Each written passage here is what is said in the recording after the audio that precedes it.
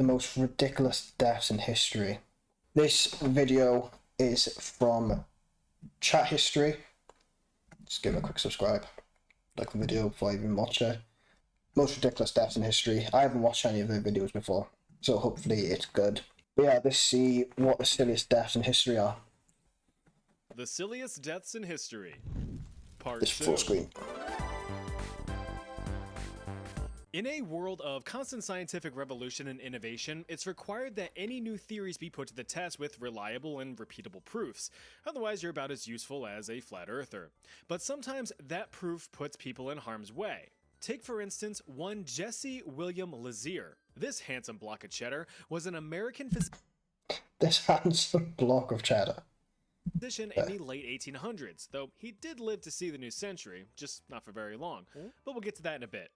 Growing from a well-to-do boy into a well-to-do man, Lazier had a passion for helping the ill and minimizing all of the icky sickies that had plagued humanity throughout history. So he took that passion and put it to good use, receiving his doctorate in medicine from Columbia University in 1892. Upgrading himself from graduate to practicing physician in 1895, Lazier focused his studies what was on that? himself from graduate to practicing physician Your spleen is all wonky. in 1895.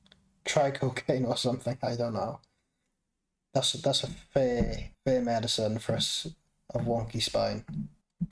Lazier focused his studies on two major diseases, the infectious malaria and the deadly yellow fever, both of which were stirring up all kinds of problems in the late 1800s, the worst of which being that people were dying. But exactly how these diseases were being spread so easily, particularly in the southern United States and in the Caribbean, remained a mystery, for a few more years at least. Well, that's not exactly true. Yeah, great medicine. That's probably what the medicine was back then. Just sneak him some cocaine. You see, about 14 years earlier, Cuban public health professional disease researcher guy Carlos Finlay came up with a theory. He proposed that some diseases, particularly yellow fever, could be transmitted through the bite of a single infected mosquito. It's a rather simple theory. An itty-bitty mosquito bites an infected monkey, acquires the yellow fever, flies away, finds a healthy human, gives the suck, and leaves behind yellow fever. Gives the suck. Did he have to use them words? Gives the suck and gives them the disease. And the cycle continues. Now, if you've ever spent more than 2 seconds in the American South, you know just how bad them little shits can get. So if there's a few infected people and a lot of mosquitoes, things are going to spread faster than a bad joke at a dad convention. Oh, come on, I'm hungry. Ooh, he said it. Finlay laid out his research and presented his nido-mosquito theory. Mosquitoes did 9/11. Nope, they did yellow fever. This is supposed to be most ridiculous deaths in history, but we're 2 minutes in and this still hasn't been. I thought this was going to be like rapid fire deaths. To the scientific community, opting for control over the mosquito population to minimize the spread.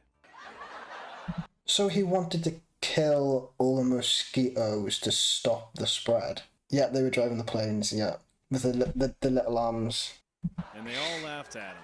All them stupid science bitches ridiculed and mocked All them little science bitches. Finlay's theory, brushing it off as complete nonsense. But now we fast forward more than a decade, and a very confident Lazier was willing to put that theory to the test. On himself. Right here's... He wanted to test the mosquitoes and the disease on himself. How stupid can you be? An infected skater, and here's an uninfected me. So, if it bites me and I get infected, well, there you go. And so, in September of 1900, Lazier was deliberately bitten by an infected mosquito. That doesn't make sense. So, you know the mosquito's infected. If it's biting you, literally, if it's biting you, like he's testing if it was the mosquito spreading the disease. That makes no sense. Surely if you know the mosquitoes have got the disease and it's going to bite you, it's going to spread. What was people doing back in these days? He contracted yellow fever and died several days later. Never. I didn't expect that. But his sacrifice would not be in vain, as it confirmed Finlay's theory, subsequently revolutionizing the control of yellow fever, including controlling the mosquito population. Like, surely, instead of testing on himself, he could have tested on a different animal. They do, like, animal tests on, like, little rats. What did you think is going to happen? He turns into Mosquito Man. Yeah, literally. Like, was he expecting Noah to die?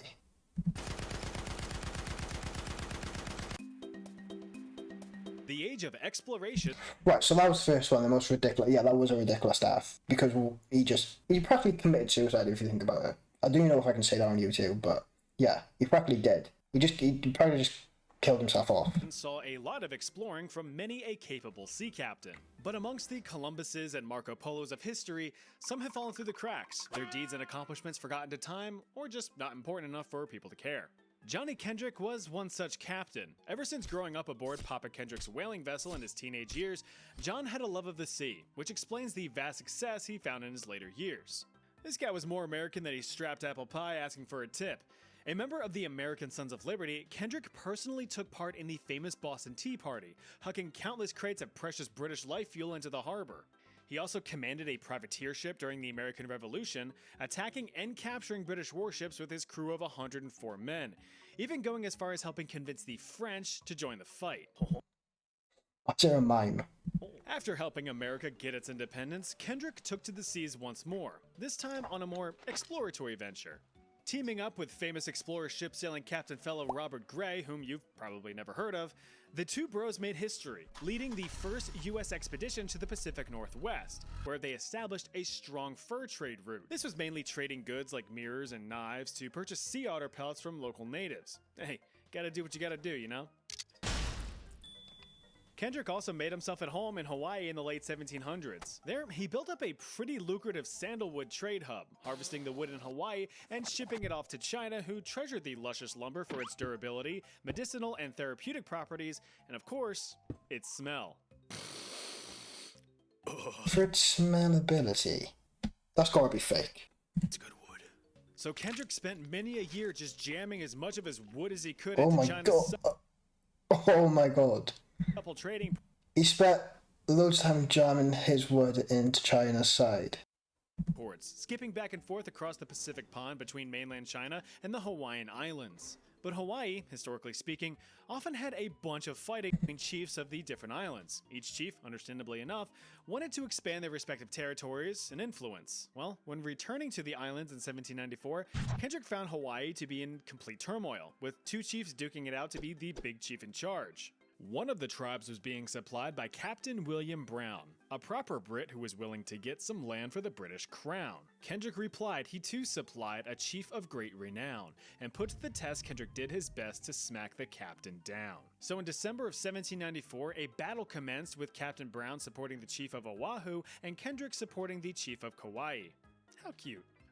So this was like an early days America versus Britain. So it was one chief on each side. Tropical tussle ended with Kendrick's side being victorious, inspiring him to celebrate the only way a true American knows how, by firing off loud guns. As They didn't, they lost. The Brits never win. The Americans won and they fired off a really loud cannon. planned, Kendrick's ship had ignited a volley of cannon fire. Although his side had lost, Captain Brown, determined to uphold proper British etiquette, agreed to discharge a volley of his own cannons in Kendrick's honor. Oh, this turtle soup is to die for. Surely not. The cannon went straight through his face. So everything about it, the Brits did win. We won in the end. Well, that's what you get for slurping your soup. Ugh, turns out in a complete honest mistake, Captain Brown forgot to unload shot from one of his cannons before firing it off. Some historical accounts claim that grape shot tore through Kendrick's cabin, creating complete chaos and quickly killing the Yes, confident come captain on. as he crunched on a collation of consumables. Oh, sorry about that, it's completely my fault. Jack Daniel, this has got to be some sort of whiskey death. Yep, that Jack Daniel, the two first-name having freak who founded the famous Jack Daniel's Tennessee Whiskey Company. You know, that succulent spirit whiskey. that did, will, or is getting you through those tough college days or life in general. That's the one. Well, little Jackie Boy was born in Tennessee in the mid-1800s Jack Daniels is not a beer. It's a whiskey. as the youngest of 10, mainly because his birth was the one that sent his beloved mother skyward. Very sad. Now, what? unfortunately... I was gonna say. Well, little Jackie Boy was born in Tennessee in the mid-1800s as the youngest of 10, mainly because his birth was the one that sent his beloved mother skyward. Very sad. So his mum died childbirth. Now, unfortunately, words. Not much is known about Jack's early life because them town records don't went caught fire. Most of the insight that we do have into Jack's life actually comes from the Jack Daniels Company historical records. Teeny Tiny Jack, the youthful entrepreneur that he was, yearned for work at the ripe old age of 8. The man to answer Jack's call was this guy, Dan Call, a preacher, a screecher, and one distilling creature. And of course it would be here that Jack would find his calling. Something about Jack caught Dan's eye, and he saw real potential in the little tyke. "This boy's gonna make a fine whiskey one day, I tell you what." And so, according to company history, an 8-year-old Jack began learning the art and science of distillation from one Nathan Green, What's he doing? Why is he spinning around? a master distiller and slave under Dan Call. Fast forward several years and Dan hit a crossroad. Given an ultimatum by his wife, Dan had to choose between his relationship with his tasty spirits or the Holy Spirit. The Reverend chose his Lord and Savior, saving his soul and his liver in the process. Isn't that Qui-Gon Jinn? Is that his name? I just got his name completely wrong. Qui-Gon Jinn? Qui-Gon Jinn. It's someone like that. If you know, put in the chat. Qui-Gon Jinn. Qui-Gon Jinn? It's someone like that. In that choice, Dan had sold his prized distillery to none other than his Yeah, Star Wars. I know that. favorite pupil, Jack Daniel, whose first act as new owner was to hire on his friend and mentor Nathan Green as the company's master distiller. He also employed Nathan's 2 adult sons and, later down the line, his grandsons. Now, the Jack Daniels website really emphasizes that Jack never owned slaves. So if you disagree, don't look at me. I'm just a... What was the year? 150. This was long ago. And he's saying he didn't have slaves. Come on. He must have. Like, back then, it would have been a big thing. Not a good thing, but a big thing. guy on the internet. A man of all business and no pleasure, Jack never married nor had any children of his own. He did, however, take his nephews under his wing to learn the business, eventually handing the distillery down to them in 1907 once his health bar had reached a solid yellow. But it would be a few years later in 1911 before Jack would kick the bucket, or in this case, something much heavier. According to legend, Jack Daniel, now in his 60s or so, had forgotten the combination to a personal safe housing a bunch of valuables like safes are typically designed to do. They're saying he was a good boy, but do you believe it? Don't know. In his frustration, Jack tried to solve the problem in true US Southerner fashion by putting a boot up its ass. But since a safe has buns of literal steel, Jack instead broke his toe, causing a severe... He kicked a metal safe because he couldn't open it, broke his toe, and I'm guessing he's going to get like infected or something. Because they obviously didn't have good healthcare back then. And he's gonna die. blood infection. Jack Daniel... Yeah, blood infection. They've actually got a safe that killed him. Where's that? reportedly died of blood poisoning on October 9th, 1911. But is this story true? I don't know. Is this story true? I don't know. So that could have been completely fake. Right, next one we got Gary Hoy. Oh yeah, was that a stupid one? Well, it was stupid. He kicked. He died from a broken toe and blood disease. Here's a rather recent one for you. Yeah, Americans, am I right? Literally. Like, if it come out that he died from blood disease, and that was it, but because he broke his toe and then died from blood disease, it just makes it so much more stupid. Yeah. Back in 1993, when the world was witnessing the birth of the internet, Czechoslovakia was checking out, and President Clinton was gearing up to suck or be sucked at his job, Gary Hoy was about to meet his untimely death. An extremely successful business partner and corporate and securities law specialist for the Holden Day Wilson law firm in Toronto, Canada, Gary was living it up. But he would quickly learn that it's a long fall from the top. Gary had a reputation as a very personable guy, always loving to... I swear I've heard of this one. Isn't this the man that ran into his window? He was in an office on like the 70th floor and he had like a trick where he'd run into the window and this day he'd just come out. I swear this is the person. Talk to people, share wisdom, and loved I could be completely wrong. cracking a few jokes here and there. But on July 9th, 1993, one of Gary's jokes would fall flat. While attending a reception in the office on a Friday, Gary decided to give a tour of the office to a group of accounting and law students, which of course was a typical routine for Gary's charismatic character. But what happens next would be cemented in the minds of everyone around him. While on the tour of the 24th floor office, Gary decided to whip out his What was that? What floor? While on the tour of the 24th floor 24th. office, Gary decided to whip out his signature move. Boasting about the structural integrity of Canadian architecture and the seemingly unbreakable glass office windows, Gary charged full Yeah, this one. Why would you do this? On the 24th floor as well? Are you really risking your life to do this? Like, come on.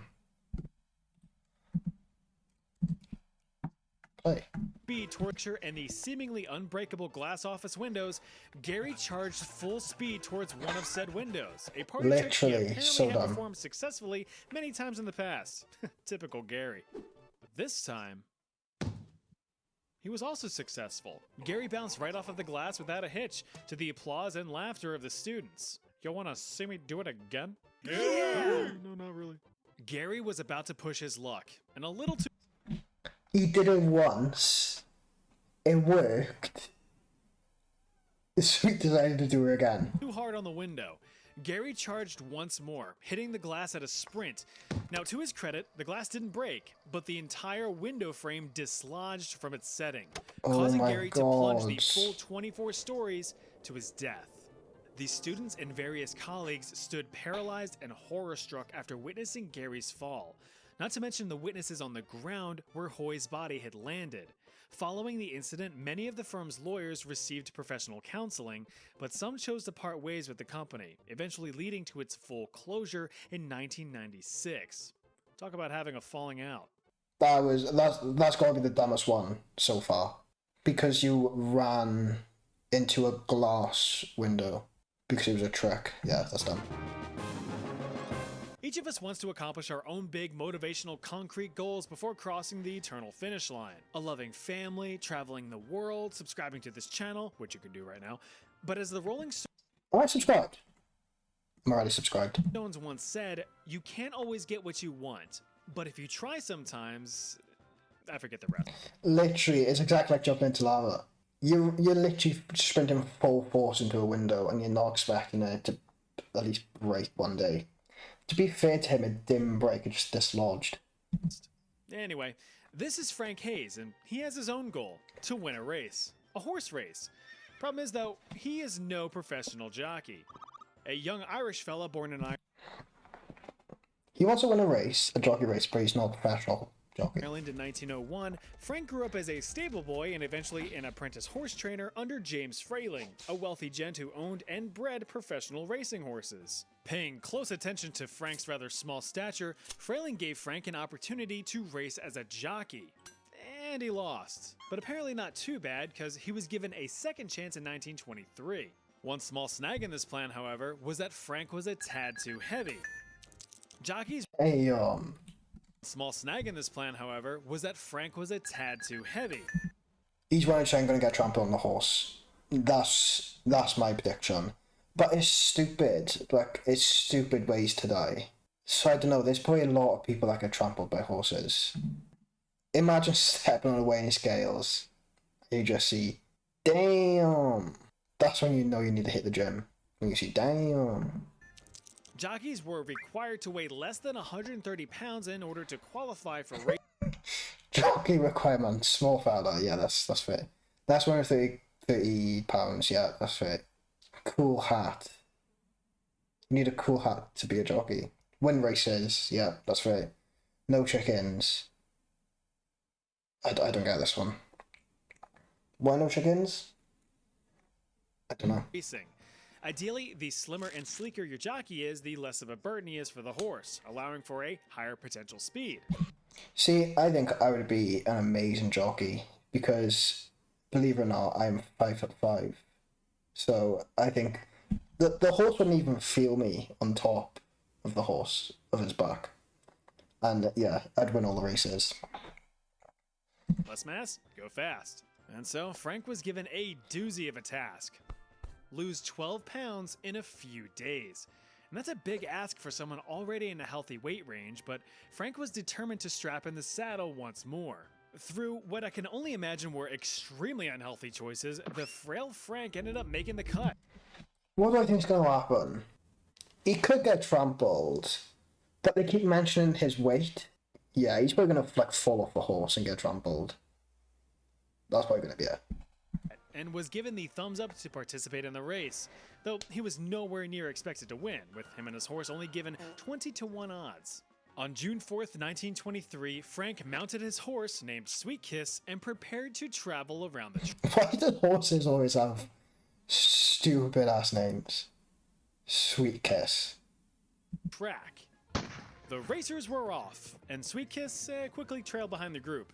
However, in the final stretch, Sweet Kiss apparently kicked in maximum overdrive and managed to close the gap, with Frank appearing locked in, closely hugging the horse's neck. In an extreme upset, Sweet Kiss actually won the race by a What, he won? pretty respectable lead. But after dropping from a gallop to a canter to a walk, Frank was still closely gripping the steed. Frank Hayes was dead. Can you imagine the people that betted on him to win 20-1? They were laughing. During the race, Frank's heart gave out, presumably from the extreme and He had a heart attack on the horse. unhealthily fast weight drop sustained to get into the race in the first place. So it was to do... Wait, what? Presumably from the Frank Hayes was dead. During the race, Frank's heart gave out, presumably from the extreme and unhealthily fast weight drop sustained to get into the race in the first place.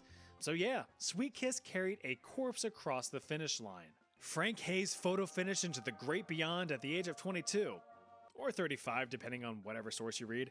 I know that's a big discrepancy. So the horse won with a dead person on the back. That's why there's no chickens. I still don't get it. That's why there's no chicken. You might have to explain that one to me. Fast weight drop sustained to get into the race in the first place. So yeah, Sweet Are you saying there's no chickens so he can't eat them to gain weight? Is this going completely over my head? Kiss carried a corpse across the finish line. Frank Hayes photo finished into the great beyond at the age of 22, or 35 depending on whatever source you read. I know that's a big discrepancy, but Right, yeah. That makes sense. When you chicken out or something. welcome to That was literally doing this. It was going out of one ear, coming out the other. history. Unfortunately, Sweet Kiss, now superstitiously dubbed Sweet Kiss of Death, I was going to say that, but it came up before I said it. never Would have been a good joke, but I missed. ran another race as jockeys refused to mount the mare, fearing a similar fate. So of course, it was the end of her show, and she got her final curtain call. Isn't that crazy that they do that? Like, if a horse... Like, no one would ride that horse now because they thought, oh, I'd have a heart attack and die if it'd be the same fate if I ride this horse. So they just decide to kill it. Like, that could have lived on, like, a nice farm and had a nice rest of his life. But no, they just end it. Speaking of which, that's the end of this video. Want me to... Right, yeah. That last one, I don't think that was that stupid. It was a man that really wanted to win a race, and he wanted to be a jockey. But really, he died from a heart attack, which isn't really that ridiculous. If you get what I mean. But the fact that he had a heart attack on the back of a horse and the horse won, that's what makes it ridiculous. But just a heart attack doesn't make it that ridiculous.